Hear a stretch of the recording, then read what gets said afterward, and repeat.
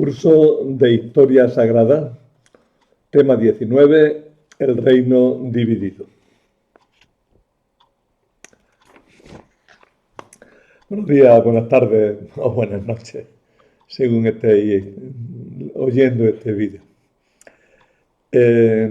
Hoy seguimos avanzando en la historia sagrada y después de haber visto la historia de Salomón, pues pasamos a ver la historia de la época del reino dividido. En realidad dedicamos dos temas. El primero a la época en la que existen los dos reinos, el reino de Israel y el reino de Judá.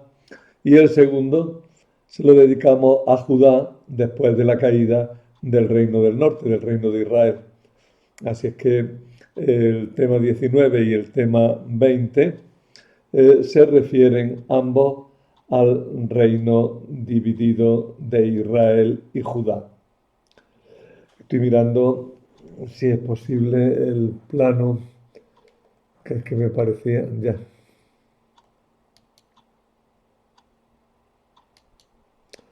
Y ahora no me encuentro. Aquí está. Creo que se habrá oído eso. No pasa nada. Judá e Israel. Muchas veces utilizamos hebreos, judíos, israelitas, lo usamos como sinónimo. Algo hay, pero no es exacto, ¿eh? Hay que distinguir bien entre las tres palabras. Dejo de lado ahora hebreos, dejando un punto. Hebreos es una palabra que parece que tenía que ver algo con el modo de vida de las primeras tribus. Al final se dijo que eran descendientes de Eber y por tanto todos los hijos de Abraham pues también se les podía llamar hebreos. Bien, judíos son los de la tribu de Judá y Israel tiene doble sentido.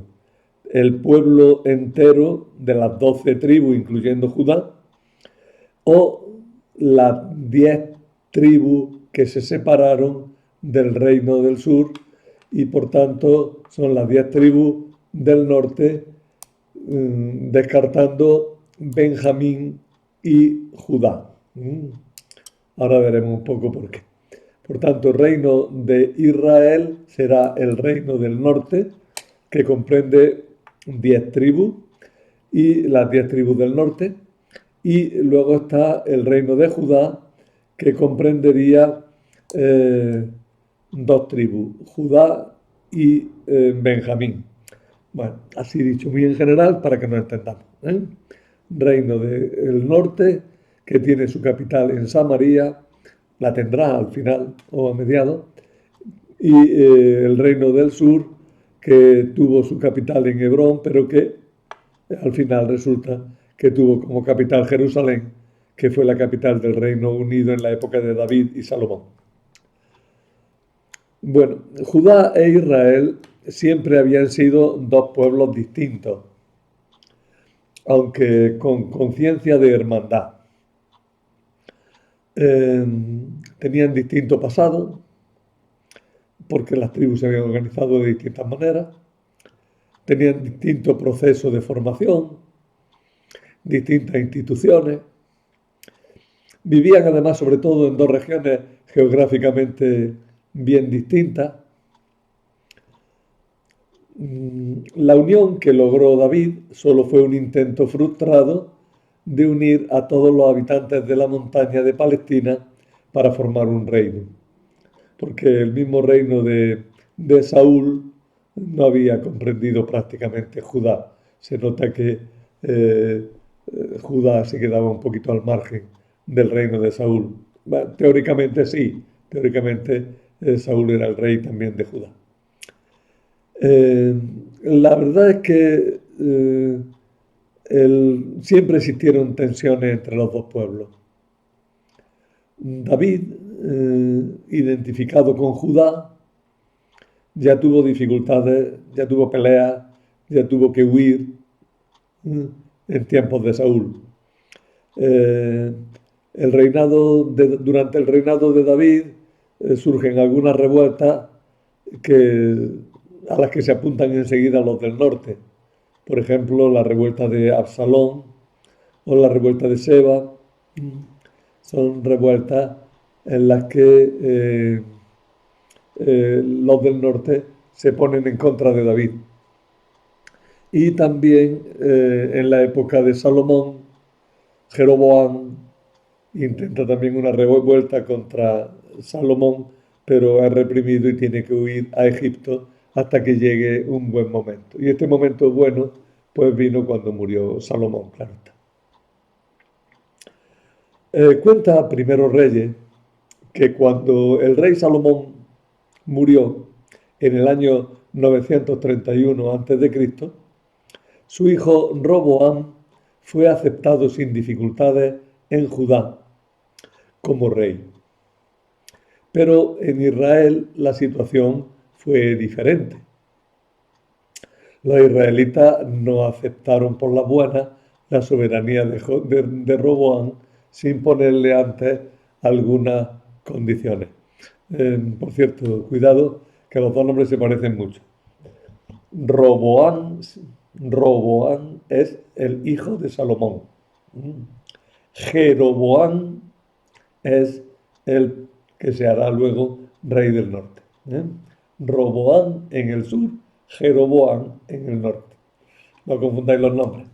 Bueno, cuando murió Salomón, el que le correspondía reinar era a Roboam, pero los del norte le impusieron una serie de condiciones.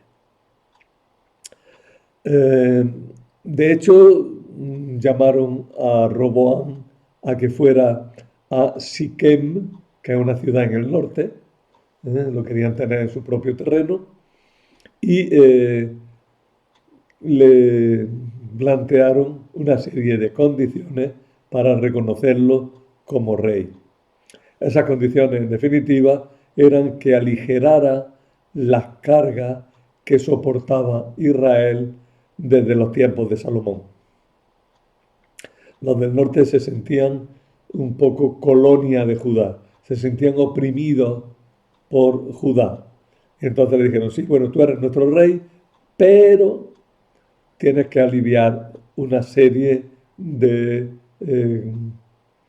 dificultades que existen y que nos están impidiendo que te podamos reconocer tranquilamente como nuestro rey.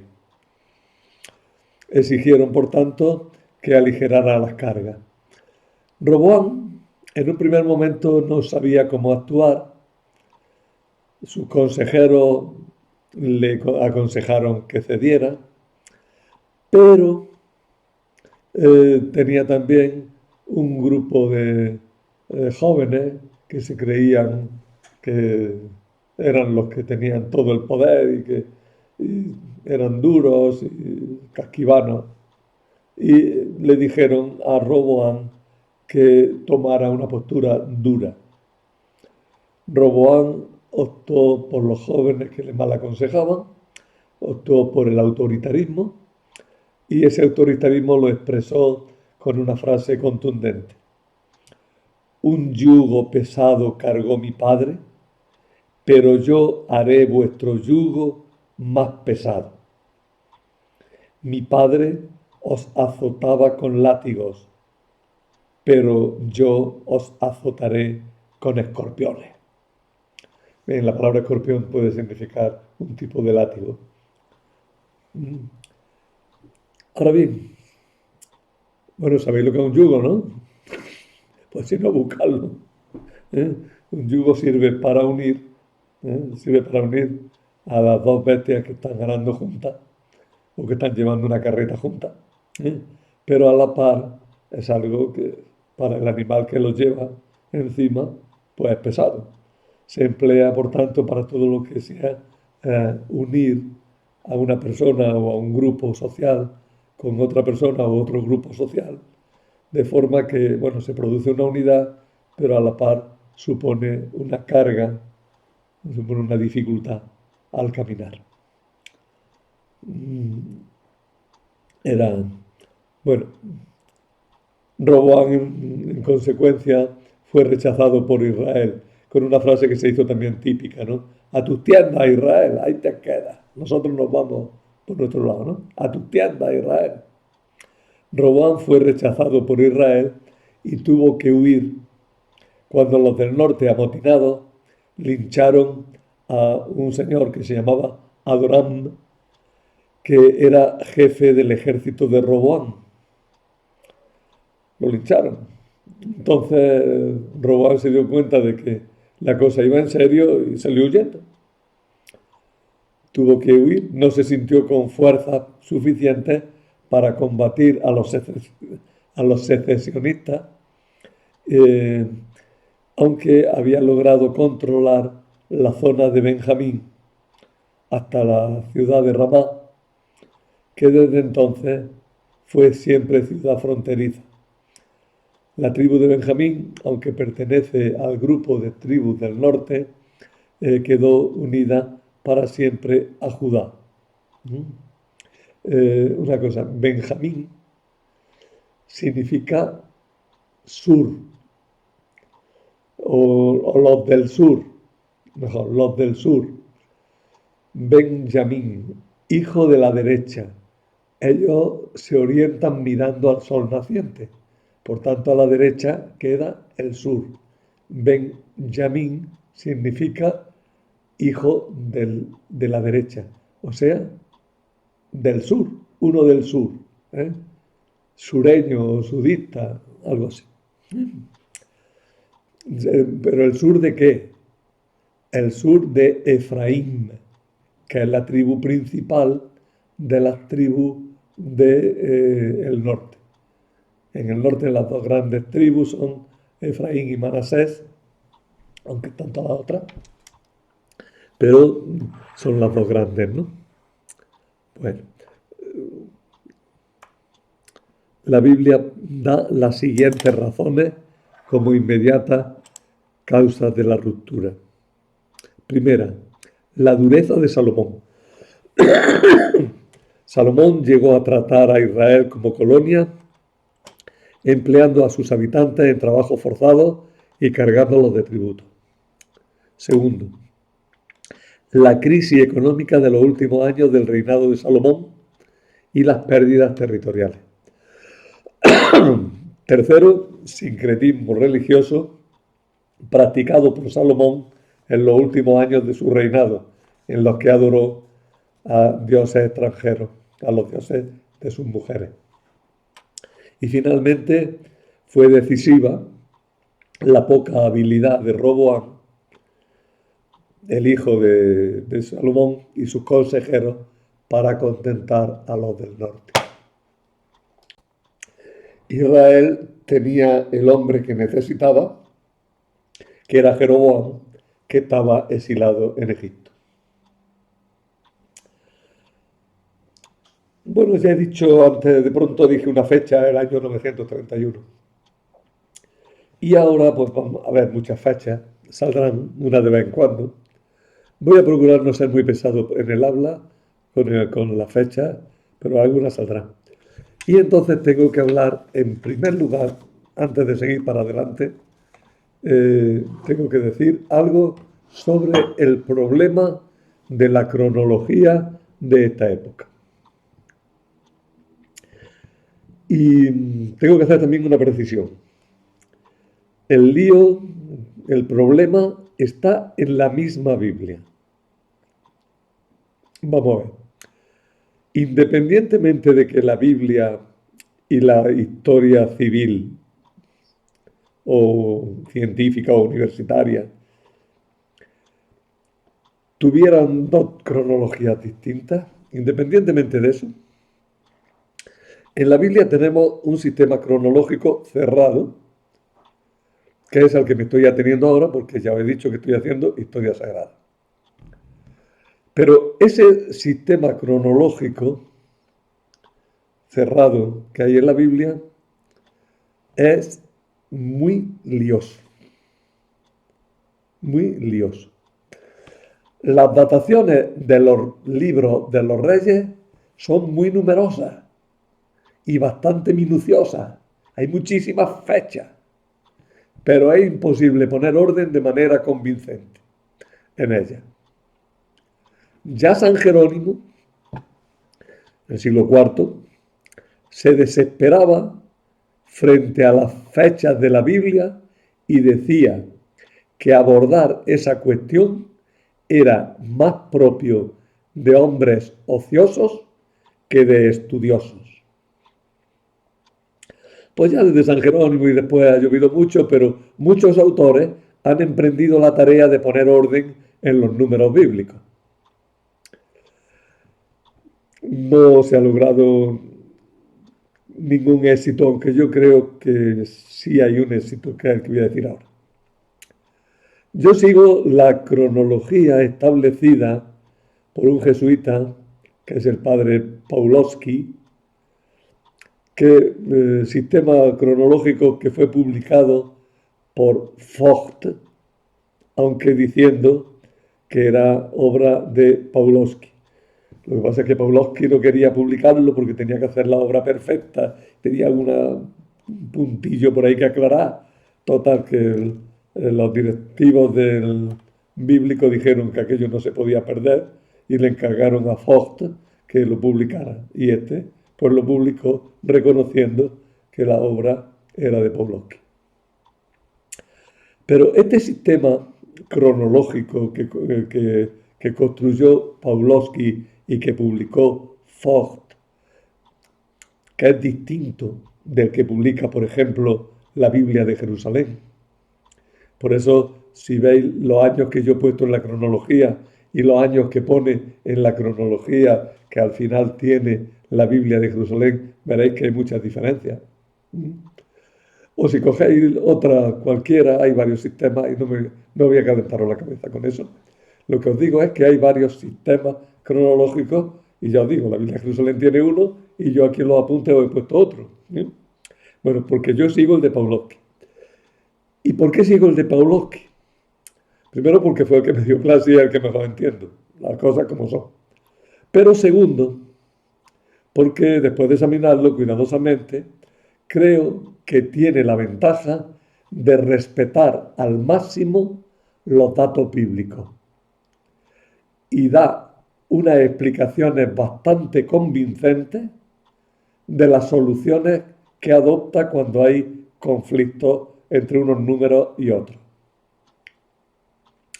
A pesar de todo, en los periodos oscuros de la historia bíblica, de los periodos oscuros de mediados del siglo IX, antes de Cristo, claro, y de la época de la caída de Samaria, finales del siglo VIII, las soluciones que da el mismo Pawlowski son a veces demasiado alambicadas. Pero otros autores son mucho más arbitrarios en sus soluciones al problema. Yo diría una cosa, aun arriesgándome a ser presuntuoso, y es que Pawlowski ha tenido la ventaja de que ha sabido descifrar y coger la clave de la cronología que utilizaron los autores bíblicos, los deuteronomistas en concreto. Aquellos señores utilizaron una cronología que no explicaron, que se deformó en algunos puntos por dificultades de transmisión del texto o mil cosas, pero en conjunto, Pawlowski ha descubierto cuál era aquella cronología de los autores bíblicos y por tanto respeta la historia bíblica muy bien. Por eso yo acepto esta cronología que os pongo en estos apuntes. En el centro de la segunda página veis que hay una lista de reyes, una lista doble de reyes. Ahora lo explico mejor. En medio hay, os lo digo ya, es más fácil. En medio hay una serie de años y a la derecha tenéis los reyes del reino de Israel, los reyes del norte. A la izquierda tenéis los reyes del reino de Judá. En rojo pongo los reyes que fueron asesinados. En azul, aunque no se verá muy bien, en azul puse los deportados. Y también os aviso de que cuando mataban a un rey en el reino del norte, entraba uno que era de otra dinastía, que era de otra familia. En cambio, cuando mataban a uno en el reino del sur, siempre se buscaba al auténtico sucesor de David para reponerlo en el trono. ¿Eh? Eso es. Por eso en el sur permaneció la dinastía de David, salvo en un caso, en el caso de la reina Atalía, de la que si puedo ahora diré algo. El tema este de la cronología lo doy ya por eso. Eh, lo resumo mucho. Los números bíblicos parecen ininteligibles. Hasta San Jerónimo se armó un lío con ellos. Estudios cuidadosos mmm, han conducido a diversas soluciones. Ninguna solución es totalmente perfecta. Sin embargo, creo que la solución que dio Pawlowski se ajusta muy bien a los números bíblicos y a la mentalidad del autor de la Biblia, del autor deuteronomista que fue el que compuso estos libros. ¿Está claro? Bueno, entonces yo seguiré esa cronología. No me digáis luego, es que en la Biblia de Jerusalén pone otros números, que ya lo sé. O es que yo tengo un libro de Albrecht que pone otros números. Pues usted ya lo sé. Pero yo tengo que seguir una cronología, porque si no es un lío para hablar de todo esto. Y entonces pues sigo esa. ¿De acuerdo? Ah, una cosa.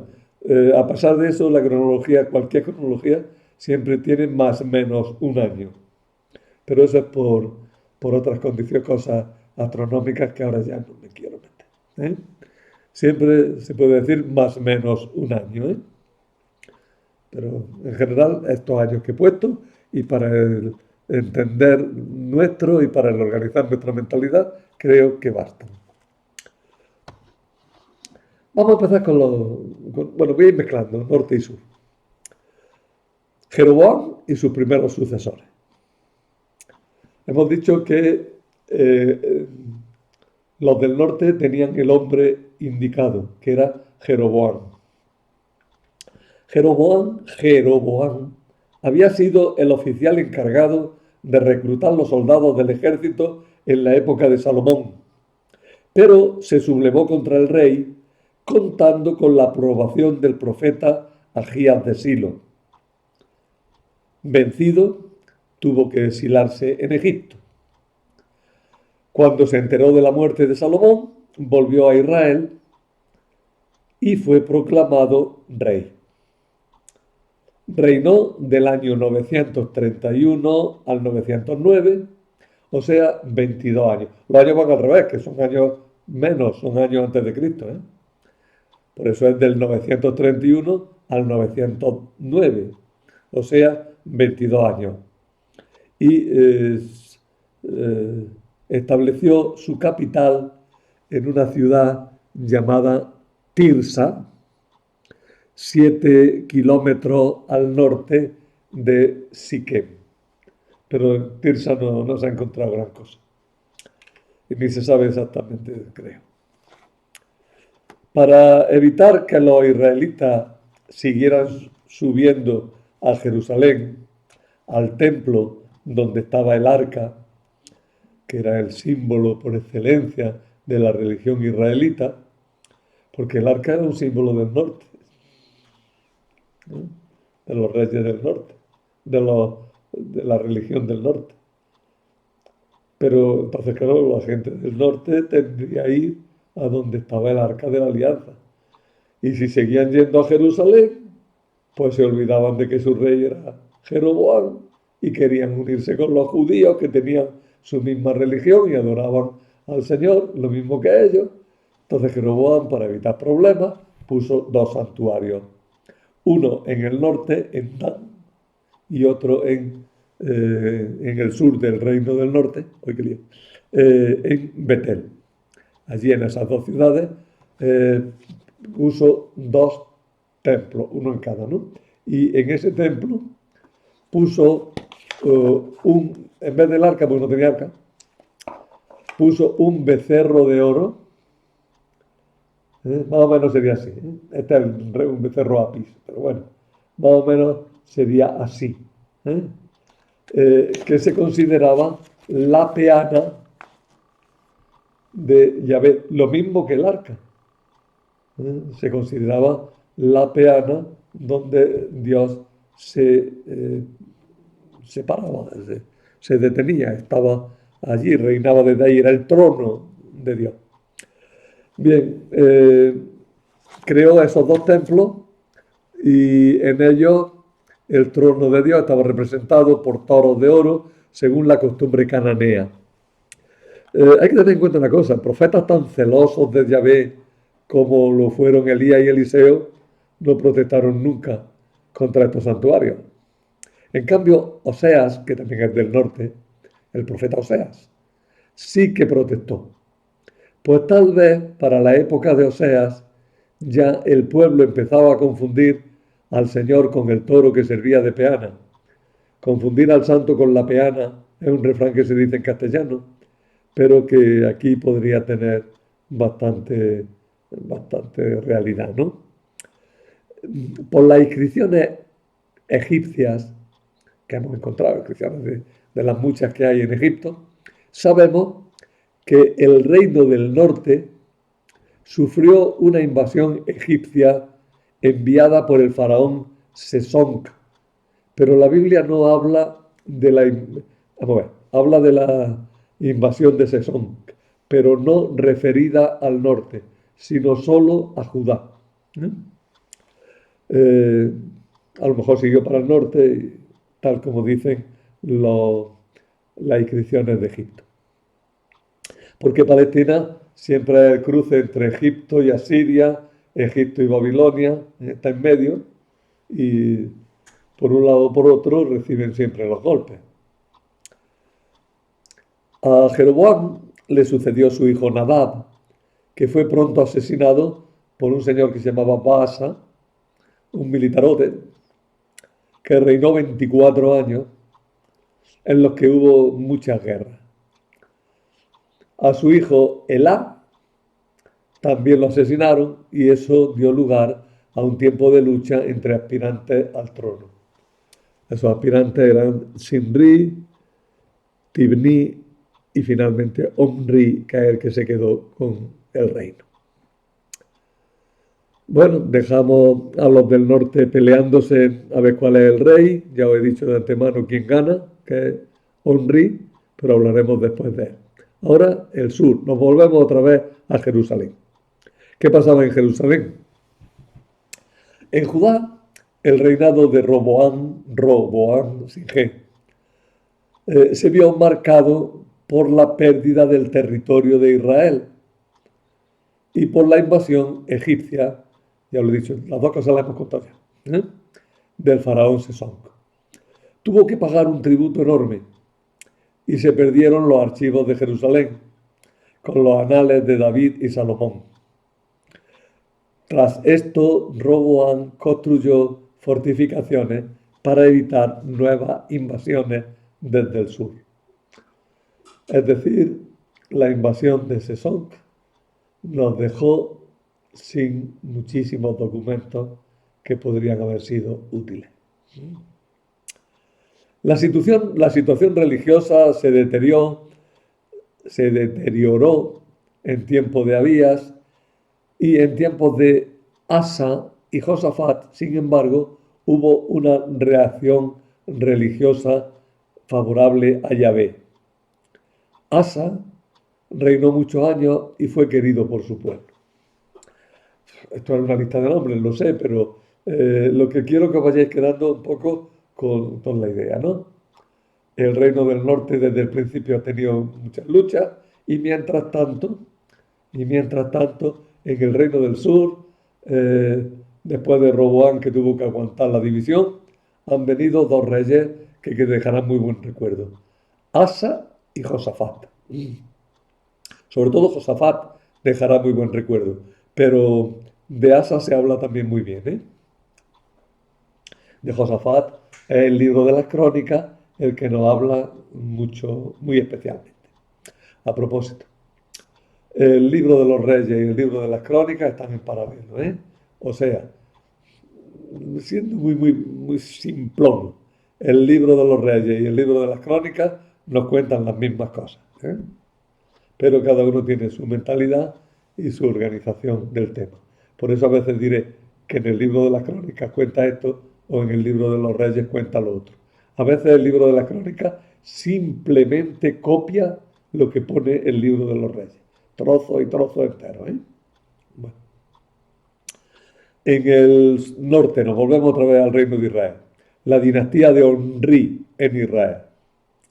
Tras la pelea entre los tres estos, y después de una guerra de 4 años, se impuso en el trono de Israel el rey Omri, del que la Biblia habla muy poco, pero que por otras cosas, entre otros porque los extranjeros llamaban a Israel Bet Omri, casa de Omri. ¿Mm? Eso quiere decir que Omri había sido un rey importante que había dejado huella. ¿Eh? Pero la Biblia no dice casi nada de él. Dice que fue muy malo porque mantuvo la división y ya está. Pero Omri hizo una cosa importante que sí la tienen que recoger. Y es que fue el que fundó la ciudad de Samaria y la hizo capital de su reino. La ciudad de Samaria fue edificada, fue fundada por Omri. Y además Omri la hizo capital de su reino. En adelante se podrá oponer Samaria a Jerusalén, Israel a Judá. Israel, capital Samaria. Judá, capital Jerusalén. ¿Eh? Así quedó la cosa. La buena situación económica que gozó Omri se vio empañada, sin embargo, por unas grandes diferencias sociales, ya que tuvieron que denunciar los profetas cómo los ricos no se cuidaban en absoluto de los sufrimientos de los pobres, a los que incluso esclavizaban. El hijo de Omri se llamaba Acab, acabado en B. Mirad, hay un rey en el norte, este que hablo, se llama Acab, con B. Y en el sur hay un rey que se llama Acaz, con Z al final. Para más complicaciones, unas veces en vez de ACA se escribe AKHA, Achab. Pero eso está mal, no se le hay Achab, es Acab. Para evitar la mala cosa, en vez de C se pone K. Entonces AKH. O a veces, como KH suena J, a veces se escribe con J, Ahab o Ahaz. Pero no se os ocurra, si tuviéramos exámenes, diría, os suspendo. No se, no se os ocurra pronunciar allá. No, esa JJ de verdad. Ahaz, Ahab. ¿Y cómo me acuerdo yo de cuál es del norte y cuál es del sur? Tras muchos pensamientos hice una mnemotecnia. Para mí fácil, para nosotros yo qué sé. Ahaz es del sur. Uy, qué mala, pero me sirve. O si queréis, Ahab es el boreal, es el del norte. ¿Eh? Con esa mnemotecnia podéis recordar que el que acaba en B es del norte y el que acaba en Z es del sur. Bueno.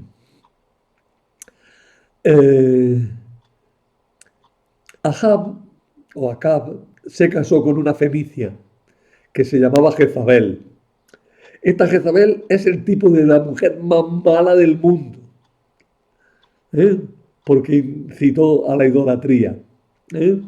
Y cuando quieren decir que una mujer es muy mala, hasta en el Apocalipsis, se dice, esa Jezabel, esa mala, esa malvada. Bueno, chocaron fuertemente con el profeta Elías y con el profeta Eliseo. Los sucesores de Ahaz, Ocosías, Joram, tuvieron menos importancia y vino un rey del que hablaremos enseguida, que se llamaba Jehú, que ese sí nos va a importar más. pero tenemos que volvernos otra vez a Jerusalén. Mientras estaba todo este lío, Josafat reinaba en Judá. Curiosamente, Josafat, se hizo buen amigo del rey del norte, de Ahab. ¿eh? Se fue incluso luchó con él a veces, ¿no? y, y casó a su hijo Joram con Atalía, quedaron con este nombre, Atalía. Atalía era tan mala como su mamá, que era hija de la reina Jezabel. Ya tenemos dos reinas aquí, Jezabel, que es la mujer de Ahab, y Atalía, que es la mujer de Joram. Cuando el hijo de ambos, Ocosías, estaba en Samaria, porque había ido a visitar al rey del norte, porque estaban con muy buenas amistades, pues Jehú se sublevó y el pobre Ocosías también fue asesinado. Entonces la reina, que era una especie de la bruja de Blancanieves, mató a toda la familia, mató a todos los hijos a todos los descendientes de David, para quedarse ella como reina única. Y en la escabechina que hizo, el único que se escapó fue un chiquillo chiquitín, Joás, acabado en S, Joas, Joás, que fue escondido por la mujer del sumo sacerdote. Y lo mantuvieron, la familia esta lo mantuvieron escondido allí, entre su familia, sin que nadie supiera nada, para que la reina no matara a Joás. La reina reinó como su madre, Jezabel, queriendo meter culto a dioses extranjeros. La gente la veía como reina extranjera y poco a poco se fue fraguando una conspiración dirigida por el sumo sacerdote y por tanto de carácter yavista, es decir, de adoradores de Yahvé, que terminó con la muerte violenta de la reina de Atalía y la coronación de Joás cuando todavía era un niño pequeño, cuando todavía era menor de edad. Fijaros que las dos reinas, tanto Jezabel en el norte, ahora lo diremos después, como Atalía, la que fue en el sur, las dos acabaron malamente. A las dos las asesinaron. Y las dos tuvieron fama de introducir cultos extranjeros. Y las dos fueron malvadas en general y dejaron muy mal recuerdo. La dinastía de Jehú en Israel. Jehú, al asesinar a los que adoraban a los Baales, dejó sin cuadros dirigentes a Israel. Jehú hizo una escabechina. Se sintió legitimado por el profeta Eliseo. Llegó, mató al rey del norte, que por entonces era Joram. Hay cuidado, en el norte y en el sur hay Joram y Ocosías, pero están al revés. En el norte primero Ocosías y después Joram, y en el sur primero es Joram y después es Ocosías. Ahí tenéis la lista y la consultáis si queréis. Pero aquí lo que importa es que son épocas duras en las que luchan unos con otros. En el norte las cosas fueron, a partir de ahora ya, fueron mal. El reino se quedó sin cuadro. Es verdad que tuvo un momento de renovación, de vida, en la época del rey Jeroboam II, que le dio nueva prestancia. Pero cuando murió Jeroboam volvió otra vez los asesinatos y encima se implicaron en una sublevación contra Asiria. Finalmente el rey de Asiria vino y acabó con el reino del norte, haciendo una escabechina general y deportando a la gente del norte para llevársela cautiva a Asiria. Y así acabó el reino del norte. Mientras tanto, en el sur, en Judá, se había producido la restauración davídica, quitando a la reina Atalía y poniendo a Joás, que al menos teóricamente era el niño descendiente de David, que es el que se había escapado de la muerte, escondido por el sumo sacerdote.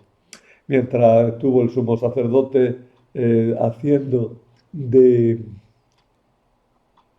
tutor, de regente, pues Joás fue muy bueno.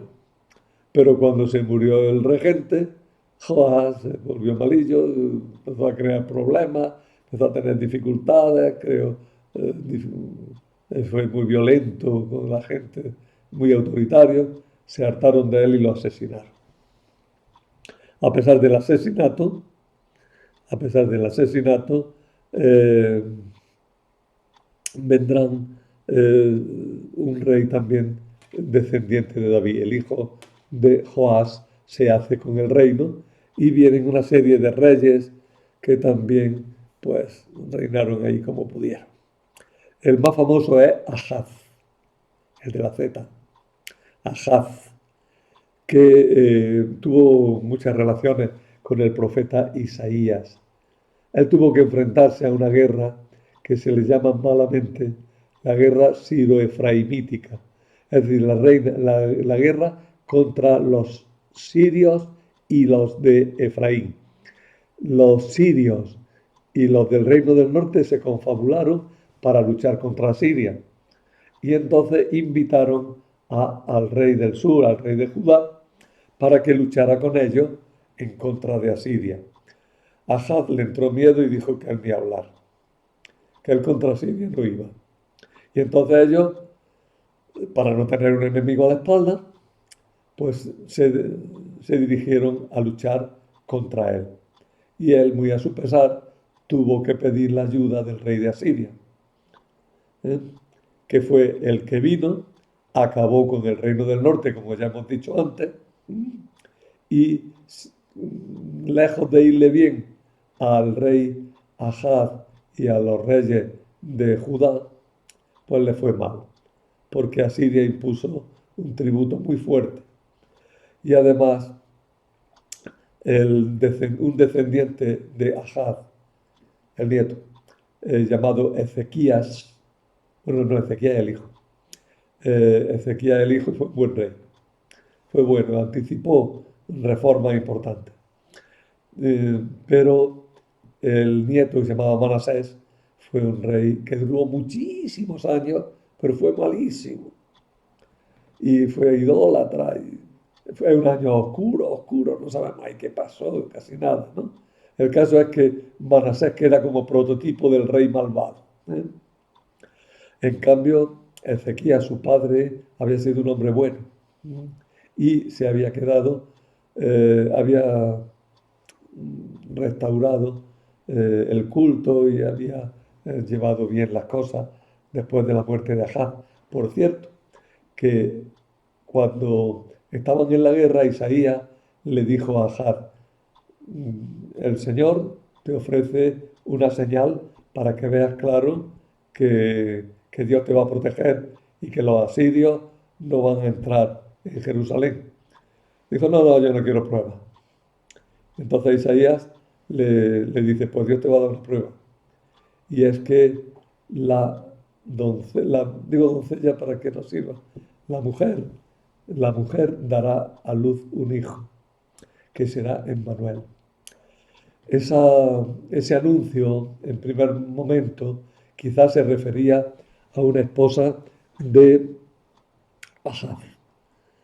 Pero las características de este personaje, que en definitiva fue Ezequías, pero las características de este personaje son tales que los lectores del oráculo fueron cada vez profundizando y dándose cuenta de que el oráculo no hablaba de una muchacha cualquiera, sino de una virgen, y que esa virgen iba a dar a luz a un hombre, a un príncipe, que sería Dios con nosotros, Emmanuel.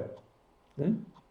Es decir, la lectura de la Biblia en profundidad va haciendo que se pase de hablar de un rey concreto, que fue el rey Ezequías, que fue bueno, pero al fin y al cabo un rey concreto, se saltara a considerar que vendría un rey Mesías, el hijo de la Virgen, que realmente, no metafóricamente, sería Dios con nosotros, Emmanuel, como San Mateo se encarga de recordarnos al principio de la historia de Jesús, cuando se hace la anunciación a San José.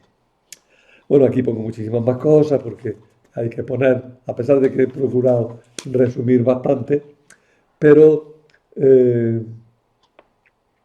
hay que tener esta idea bastante clara. Eh, el reino del norte tuvo muchos asesinatos. El reino del norte podemos destacar, si queréis, el rey Onrí, el rey Ahab, el marido de Jezabel, y luego el rey Jeroboam II y poco más.